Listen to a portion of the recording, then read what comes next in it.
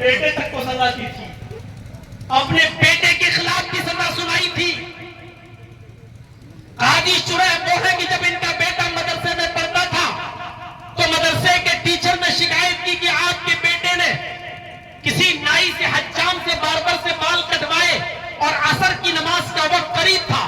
جب وہ بال کٹوا کر واپس آیا تو عصر کی نماز کی جماعت چھوٹ چکی تھی، اگرچہ اس نے بعد میں نماز پڑھ لی لیکن جماعت چھوڑ دی۔ تو قاضی شریح نے ایک موٹا ڈنڈا بھیجا تھا اور کہا تھا کہ یہ مقدمہ میری عدالت میں آیا ہے، اس لیے یہ ڈنڈا میں بھیج رہا ہوں، اس لکڑی سے میرے بیٹے کو اتنا مارو کہ یہ لکڑی جب تک ٹوٹ کر 3 حصوں میں نہ پڑ جائے، اس ڈنڈے کے 3 ٹکڑے نہ ہو جائیں، تب تک میرے بیٹے کو پیٹتے رہو اور اس کو بتاؤ کہ تم نے ایسے تنگ وقت میں نماز بال کیوں کٹوائے جب نماز سے عصر کا وقت قریب تھا، عصر کی نماز پڑھنے کے بعد بھی جا سکتے تھے، تمہاری جماعت کیوں چھوٹی؟ میرے بھائی یہ وہ قاضی شریح ہیں جنہوں نے عدل و انصاف اپنے بیٹے کے ساتھ بھی کیا تھا۔ ان کی ایک عدالت میں ایک فیصلے کے دن غیر مسلم اور مسلمانوں کی بھیڑ لگی ہوئی ہے، لوگ دیکھنا چاہتے ہیں۔ اسی بھیڑ کے اندر دربان نے، جو قاضی شریح کا دربان تھا، آج کل کے عدالت میں لوگ کہتے ہیں نا، جو لکڑی اپنے کپڑے لیے کھڑے رہتے ہیں اور کہتے ہیں فلاں حاضر ہو، آؤ تمہارا مقدمہ ہے۔ ہم سے زیادہ کورٹ کچہری آپ نے تو شاید نہیں دیکھی ہوگی، نہ سمجھی ہوگی۔ تو میرے بھائیو، آج بھی کورٹ کچہریوں میں لوگ رہتے ہیں، جو جج کے بالکل قریب بیٹھتا ہے وہ اس کو اردو میں دربان کہا جاتا ہے، دربان۔ میرے بھائیو، قاضی شریح کو لوگ گھیر رہے تھے تو دربان نے ایک کوڑا مار دیا۔ ایک کو ماریں گے وہ سب بھاگ جائیں گے، ایک غیر مسلم کو کوڑا لگ گیا۔ ایک کوڑا جیسی پڑا، بھیڑ تتر بتر ہو گئی، ادھر ادھر ہو گئی، لیکن جس کو کوڑا پڑا وہ وہیں کھڑا ہو گیا۔ قاضی شریح نے کہا کہ بھیڑ ادھر ادھر چلی گئی تو کیوں کھڑے ہو؟ اس نے کہا قاضی صاحب، آپ کی عدالت میں ابھی ابھی میرا ایک کیس ہم درج کرنا چاہتے ہیں۔ کیا ابھی ابھی بھیڑ کو تتر بتر کرنے کے لیے آپ کے دربان نے کوڑا مارا اور وہ پوری بھیڑ میں یہ کوڑا مجھے لگا ہے؟ تو آپ کا دربان یہ بھی کہہ سکتا تھا کہ مجمع ہے، بھیڑ ہے، ادھر ادھر ہو جاؤ، پہلے اعلان کرنا چاہیے، اناؤنسمنٹ ہونا چاہیے۔ بھیڑ کو بھگانے کے بہت سے طریقے ہیں، لیکن ڈائریکٹ کوڑا مار دیا گیا، نہ کوئی انفارمیشن دی گئی، نہ یہ کہا گیا کہ بیٹھ جاؤ یا خاموش ہو جاؤ یا ادھر عدالت سے چلے جاؤ، اس طریقے کی کوئی آواز نہیں لگائی۔ کوڑا اٹھایا اور کوڑا ڈائریکٹ مارا اور وہ کوڑا مجھے لگا ہے، مجھے انتقام چاہیے، مجھے بدلہ چاہیے۔ قاضی شریح نے اپنے دربان کو دیکھا، فرمایا تمہارے خلاف مقدمہ درج ہو گیا ہے، کٹگھرے میں چلو۔ دربان کو کٹگھرے میں کھڑا کیا گیا، پوچھا تم اپنی صفائی میں کچھ کہنا چاہتے ہو؟ دربان نے کہا آپ کی طرف لوگ پڑھ رہے تھے، بھیڑ کو تتر بتر کرنے کے لیے میں نے کوڑا مارا، ایک ہی کوڑا مارا جو اس کو لگ گیا۔ کہا کیا تم اس کوڑے مارنے کا اعتراف کرتے ہو؟ کہا میں نے یہ کوڑا مارا ہے۔ کہا اب تم ادھر آ جاؤ۔ مجمع میں اپنے دربان کو کھڑا کر دیا اور اس شکایت کرنے والے یہودی کے ہاتھ میں کوڑا دے دیا۔ کہا اس دربان نے تمہیں جتنی زور سے کوڑا مارا ہے، ایک کوڑا تم بھی اس کو مارو۔ لہذا اس یہودی نے کوڑا اس دربان کو بھی مارا اور پورے مجمع نے یہ عدل دیکھا، یہ انصاف دیکھا۔ تو جب ایک یہودی اور قاضی کے دربار میں دربان کو مار رہا ہے، قاضی کے دربار میں دربان کو کوڑا مار رہا ہے اور قاضی خود یہ فیصلہ سنا رہا ہے، یہ عدل دیکھیں گے تو امن کیوں نہیں ہوگا؟ ایسی جگہ پر امن تھا، ایسی جگہ پر انصاف تھا، ایسی جگہ پر خون ریزی نہیں تھی۔ آج عدل نام کی کوئی چیز نہیں رہ گئی ہے۔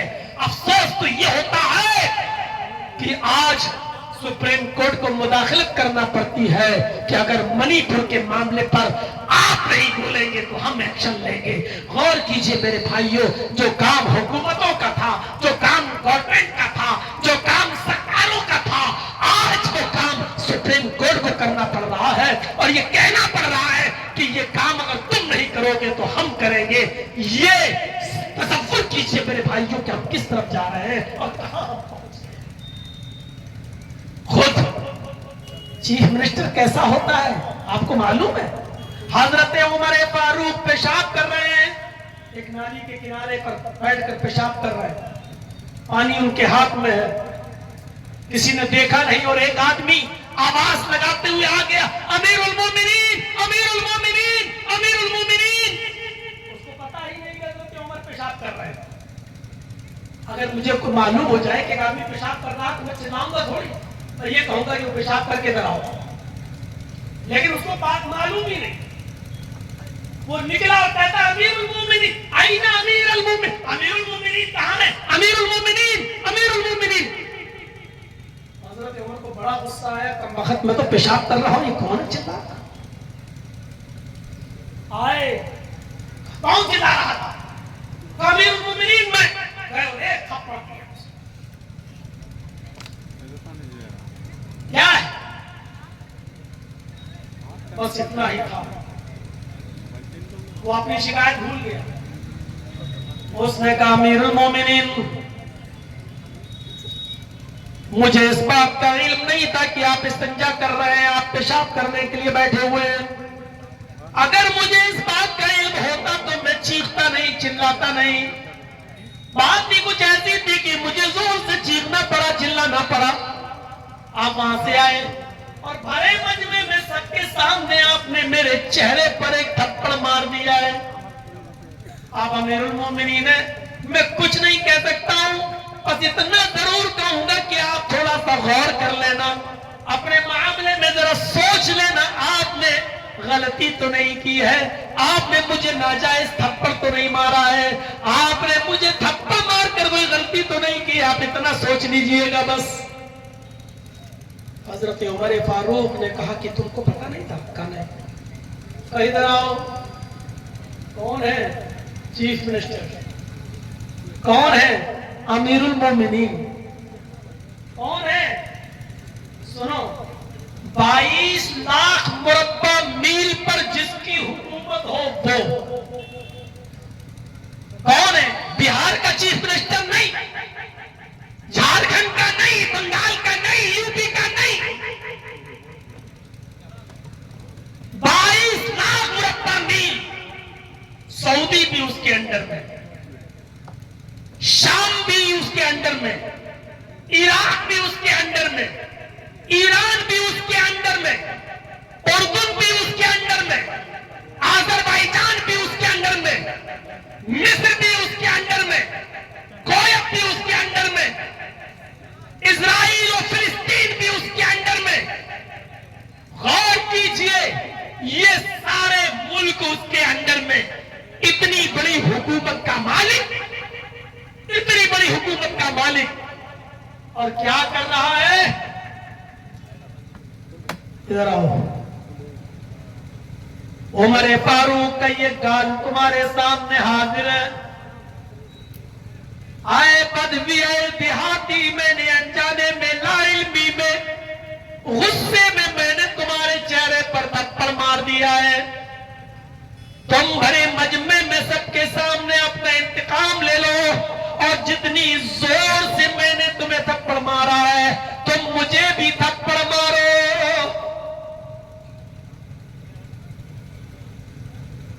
ये अपने आप को पेश कर रहा है, अपने आप को। यहां तो ट्विटर पे कोई लिख दे तो जेल की सलाखों में, यहां कोई झूठ भी कह दे तो जमानत नहीं होती। कहा मैं अपने आप को पेश कर रहा हूं सबके सामने। उसने कहा अमीरुल मोमिनीन सॉरी, मैं आपको थप्पड़ नहीं मारूंगा, बस मैं इतना चाहता हूं कि आप इतना मान ले कि आपसे गलती हुई है। हजरत उमर फारूक ने भरे मजमे में कहा ये मेरी गलती है, میں سمجھ نہیں سکا, مجھے اس بات کا علم نہیں تھا. میں نے سوچا شاید تم نے دیکھ لیا تھا مجھے پیشاب کرتے ہوئے اور پھر تم چلا رہے ہو, یعنی میرے پیشاب کرنے کا بھی, فارغ ہونے کا بھی انتظار نہیں کر رہے ہو, لیکن تم کہہ رہے ہو مجھے پتا ہی نہیں. اس نے کہا مجھے بالکل اس بات کا علم نہیں ہے. کہا امیر المومنین نے ٹھیک ہے اب تم مجھے انتقام لو, میرا بدلہ لو تم اپنا. اس نے کہا امیر المومنین آپ نے مجھ سے معافی مانگ لی, آپ نے اپنی غلطی کا اعتراف کر لیا, میں نے آپ کو معاف کر دیا. اس نے کہا امیر المومنین نے کہ دیکھو میں قیامت کے دن تمہیں اس کا بدلہ نہیں دے سکتا, جو کچھ بھی لین دین کرنا ہو, اگر اس تھپڑ کے بدلے میں کچھ مال کچھ چیزیں چاہیے تو وہ بھی بولو. کہ امیر المومنین میں اللہ کو کی قسم کھا کر کہتا ہوں کہ میں کوئی بدلہ نہیں لوں گا, میں آپ کو دل سے معاف کر رہا ہوں. میں امیر المومنین ہے, میں آپ کو کیسے تھپڑ ماروں, میں دل سے آپ کو معاف کر رہا ہوں. آپ نے بس یہ سویکار کر لیا, یہ ایکسپٹ کر لیا کہ آپ سے غلطی ہو گئی ہے. حضرت عمر فاروق نے اپنے آپ کو پیش کیا, تب عدل قائم تھا, تب انصاف قائم تھا, تب کوئی کسی کی طرف تیری نظر کر کے دیکھنے کی جرات نہیں کرتا تھا. آپ کو معلوم ہے ملک شام یا مصر کے گورنر نے عمر ابن عاص کے بیٹے نے ایک یہودی بچے کو کوڑا مارا تھا. حضرت عمر فاروق جب مصر گئے تو 12 سال کے اس بچے نے, یہودی بچے نے شکایت کر دی تھی, امیر المومنین انصاف کیجئے. کہا کیا ہوا؟ کہا عمر ابن عاص جو ملک شام کا گورنر ہے, اس کے بیٹے نے مجھے کوڑا مارا ہے, اس لیے کہ میرا گھوڑا اس کے گھوڑے سے آگے نکل گیا تھا. یہ مقابلہ کر رہا تھا کہ دیکھے کون آگے نکلے گا. ہم دونوں مقابلہ کر رہے تھے, میرا گھوڑا آگے نکل گیا, اس کا گھوڑا پیچھے رہ گیا. اس نے غصے میں آ کر مجھے تھپڑ مار دیا ہے. اور جب میں نے کہا کہ میں تمہاری شکایت گورنر سے کروں گا تو اس نے ان کے بیٹے نے کہا میرا کوئی کچھ نہیں کر سکتا, میں اس گورنر کا بیٹا ہوں. آج کل یہی تو ہوتا ہے نا, جو بڑے لوگوں کے بیٹے ہیں وہ, میں گورنر کا بیٹا ہوں, میرا کوئی کچھ نہیں کر سکتا. حضرت عمر فاروق کی آنکھیں اسی وقت لال ہو گئی اور فرمایا یا عمر ابن عاص, اللہ نے لوگوں کو آزاد پیدا کیا ہے, تم نے اپنی عوام کو غلام کیسے بنا لیا؟ حضرت عمر ابن عاص نے کہا امیر المومنین مجھے نہیں معلوم, اس بچے نے میری عدالت میں کوئی مقدمہ ہی دائر نہیں کیا. اگر یہ مقدمہ میرے پاس آیا ہوتا تو میں ضرور انتقام دلواتا. آپ نے کہا نہیں, اب حضرت عمر فاروق کی عدالت میں مقدمہ آ گیا ہے, آپ نے کہا ہے اس بچے سے ڈراؤ. یہودی بچے کو کھڑا کیا اور عمر ابن عاص کے بچے سے پوچھا کیا یہ صحیح کہہ رہا ہے؟ اس نے اپنے جرم کا اقبال کیا کہ ہاں اس کا گھوڑا آگے نکل گیا تھا, میں نے اس کو ایک تھپڑ مار دیا. اس یہودی بچے سے کہا کہ ایک تھپڑ اس کے چہرے پر مارو, گورنر کے بیٹے پر تھپڑ مارو. یہودی بچہ, شام کے اندر حکومت ہماری مسلم حکومت, گورنر عمر ابن عاص, یہودی بچے کے ساتھ انصاف. غور کیجئے انصاف کیسا, یہودی بچے سے کہہ رہے ہیں کہ عمر ابن عاص کے بیٹے کو کوڑا مارو. عمر ابن عاص کے بیٹے کو اس یہودی لڑکے نے کوڑا مارا. پھر جلاد سے کہا ادھر آؤ, اپنے غلام سے کہا کہ تم ایک تھپڑ عمر ابن عاص کو مارو. عمر ابن عاص نے کہا امیر المومنین میری غلطی کیا ہے؟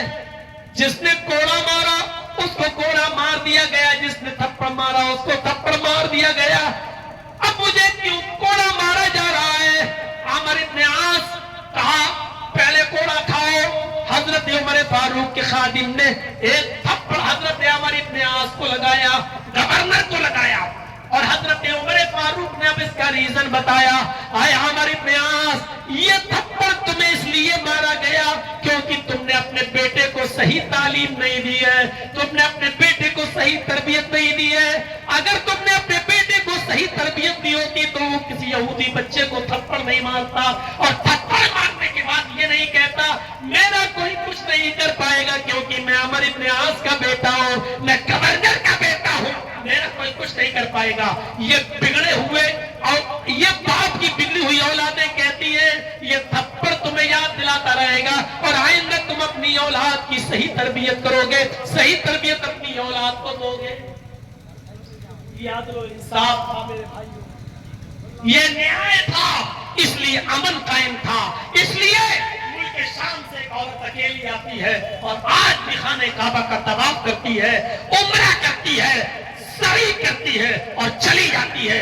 ये उसी अमन और अमान का नतीजा है कि सऊदी अरब की सरजमीन पर आज भी अगर 10 रियाल का नोट भी पड़ा हो तो कोई उठाने वाला नहीं होता, चोरी करने की किसी की जरूरत नहीं होती, रेप और बलात्कार का निशान नहीं पाया जाता है, वहां छूत-छात नहीं है, वहां जात और बिरादरी में बटे हुए लोग नहीं है, वहां आज भी अमन है, आज भी अदल है, आज भी इंसाफ का बोलबाला है। ये अलग बात है कि वेस्टर्न कल्चर और मगरबी तहजीब ने अब उधर भी कुछ जड़ें जमा ली है अपनी, मेरे प्यारे साथियों, लेकिन हम यही चाहते हैं आपसे, हमारी किसी से कोई दुश्मनी नहीं, हमें हमारा हक चाहिए, जो हमें हमारा हक देगा हम उसके हैं। हमने आपका काफी वक्त लिया है मेरे भाइयों, 11:15 से बोलते हुए 12:30 तक बजने वाले हैं। अब मेरे अंदर हिम्मत नहीं है, मैं सिर्फ एक प्रोग्राम के लिए मिसबाहुद्दीन साहब की आवाज पर यहां तक चला आया और मैं इस कंडीशन में आया कि मेरे वालिद मोहतरम की तबीयत बहुत ज्यादा खराब है और मैं उनको लखनऊ में छोड़कर मैं सीधे यहाँ चला आया और मुझे सुबह फौरन फ्लाइट पकड़ के लखनऊ जाकर अभी उनकी खिदमत करना है, इसलिए कि दुनिया में बाप और माँ से बड़ी कोई नियामत नहीं है। जिन्होंने हमें पढ़ा लिखा कर इतना बड़ा किया है और हमारी तालीम और तरबियत करके मुझे इस लायक बनाया है, अब ये मौका है एक बेटे को उनका हक अदा करने का, हक अदा करने का नहीं, अपने गुनाह को कुछ माफ कराने का, क्योंकि हम तो जिंदगी भर नहीं अदा हो सकता है, सारी जिंदगी हम सब कुछ कर दे फिर भी हक अदा नहीं हो सकता है। हजरत उमर फारूक से जब किसी ने कहा था कि मैंने अपनी बूढ़ी माँ को तबाह कराया, अंधी लगड़ी लूली, इसका पेशाब और पायखाना मैं साफ करता हूँ, क्या अभी मैंने अपनी माँ का हक अदा नहीं किया? तो हजरत उमर ने कहा तेरी माँ जब तुझे पैदा कर रही थी और उसे जो तकलीफ हो रही थी और तकलीफ से तेरी माँ जब चीख रही थी तूने तो अभी अपनी माँ की उस आह का भी हक अदा नहीं किया है, पूरी जिंदगी का क्या हक अदा करेगा? माँ बाप का कोई पूरी जिंदगी भी खिदमत करे तो हक अदा नहीं कर सकता है। ये मौका मिल रहा है मुझे अपने बूढ़े माँ बाप की खिदमत करने का, तो हम इसको जाय नहीं होने देना चाहते हैं, इसलिए हमें फौरन निकलना है। मेरे भाइयों, जहां हम दुआ कर रहे हैं सबके लिए, अल्लाह जो बीमार है उनको शिफाए कामिला और आजिला का फरमा, वही हम अपने बाप के लिए भी दुआ करते हैं, अल्लाह हमारे वालिद मोहतरम को भी शिफाए कामिला और आजिला का फरमा। आमीन। जो दवाएं चल रही है अल्लाह उनमें सेहत और तंदुरुस्ती कूट कूट के भर दे। अल्लाह हमें ऐसी हुकूमत और ऐसी सरकार हमें अता फरमा जो हमें अदल दे, जो हमें इंसाफ दे, जो हमारे प्रदेश में बिहार में अमन कायम कर सके, जो शांति कायम कर सके और हमें हमारे हक दे सके, हमें सोतेला ना समझे, हमें भी इस देश और इस मुल्क का हिस्सेदार समझे और हमें अपने इस मुल्क का नागरिक समझे। अल्लाह हम तुझसे दुआ करते हैं कि जो लोग तेरी रहमत को जान चुके हैं उनको करवर करवर चैनो सुकून राहत नसीब फरमा, उनकी कब्रों को नूर से भर दे। जब तक तू हमें जिंदा रख, इस्लाम पे जिंदा रखना, और जब हमारा खात्मा हो तो ईमान पर हमारा खात्मा फरमाना। वमा अलैना इल्लल बलागुल मुबीन व आखिरु दअवाना अनिल हम्दुलिल्लाहि रब्बिल आलमीन। अस्सलामु अलैकुम व रहमतुल्लाहि व बरकातुहू। व अलैकुम सलाम व रहमतुल्लाहि।